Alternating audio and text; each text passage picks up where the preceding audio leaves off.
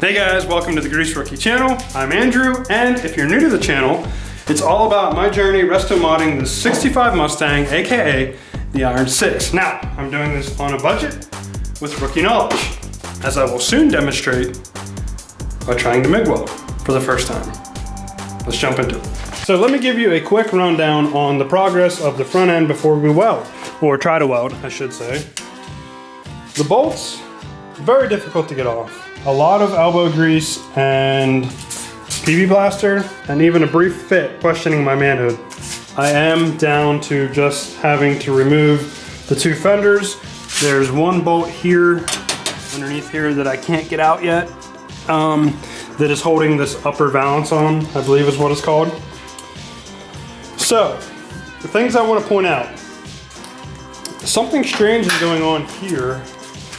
This fender looks like it's all stock. It doesn't look like there's any repair work that has been done underneath it, but the cutout that is supposed to be here so that I can access, get this light for you.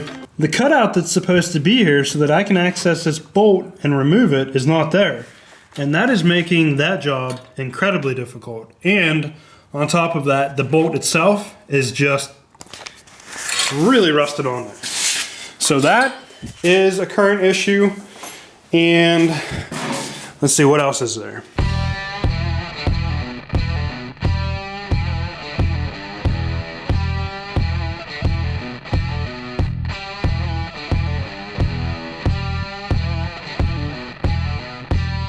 And then look at this. So a lot more rust here. Again, consistent with the driver's side. Everything on the driver's side seems to be worse. But I'm actually somewhat excited about this because this is a section of the car that is hidden, or will be hidden. I'm actually going to try to replace this once I get decent at MIG welding, if it ever happens, by sectioning pieces of scrap metal together and forming this shape. So that is a project that I'm pretty excited about. I think it could be cool. But I have nothing to lose by cutting that out and trying to make my own shape.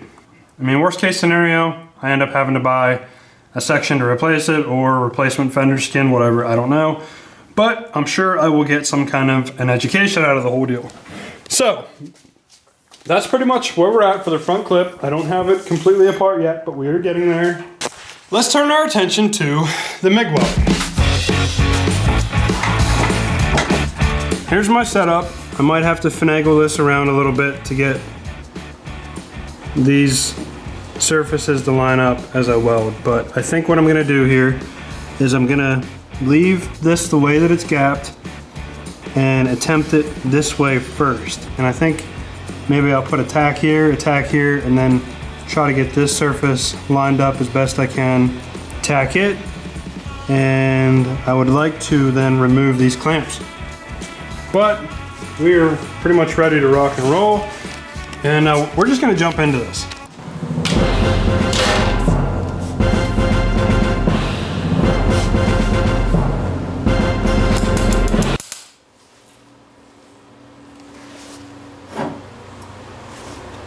Well, Dick, here's the deal. I'm the best there is, plain and simple. Listen, it's not that good, but still, I mean, I'm proud of that. It's by no means amazing, but filled the gap, at least I think I did, and the two surfaces are welded together. We're going to continue tacking around. I'll get this edge lined up, tack it there. We'll get these edges lined up, tack them, and I might leave one of these on so that I can have this connection. And yeah, we're just going to keep at this.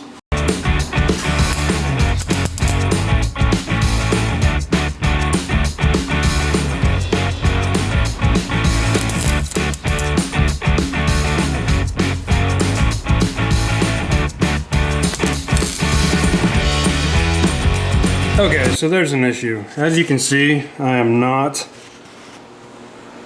getting these welds to line up, and what I realized is this auto darkening helmet is no longer working. So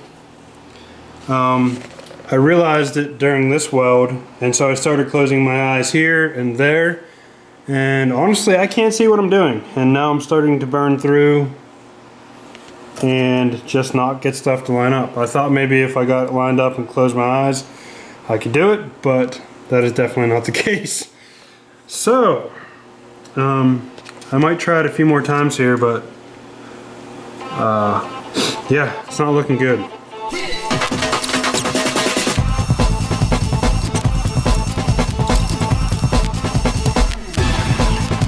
So I am sure that a good bit of this is just the fact that I am not experienced at welding, and I think I got pretty lucky on this first one, but I can tell you I cannot see what I'm doing. I'm having to close my eyes, and there's a lot of figuring out that I gotta do here.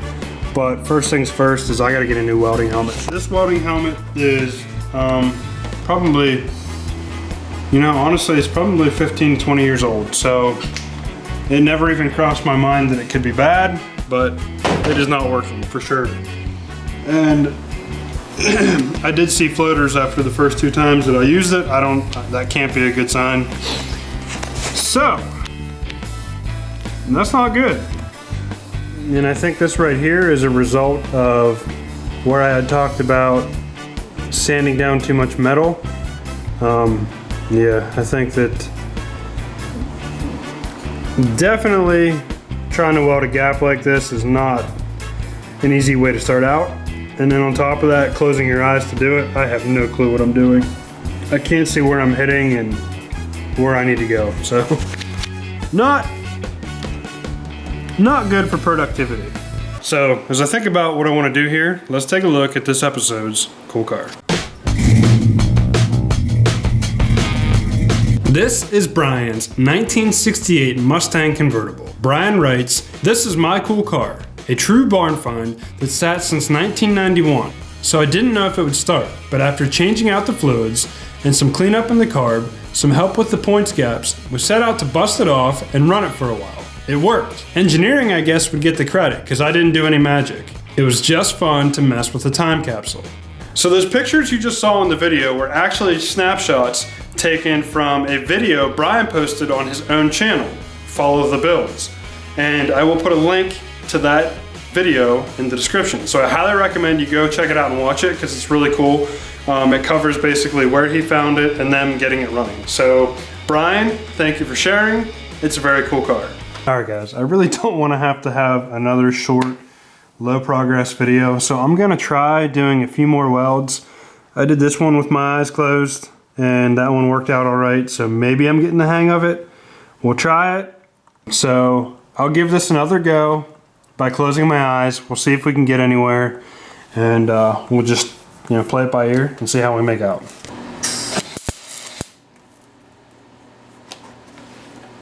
Not quite enough. Tricky, tricky.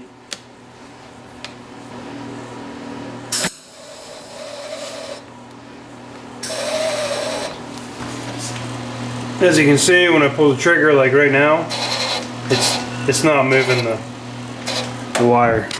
So there's a few different issues I'm dealing with. One, that is an 11-pound spool of wire, and I'm not entirely sure that that welder is rated to move that because it does seem to be struggling.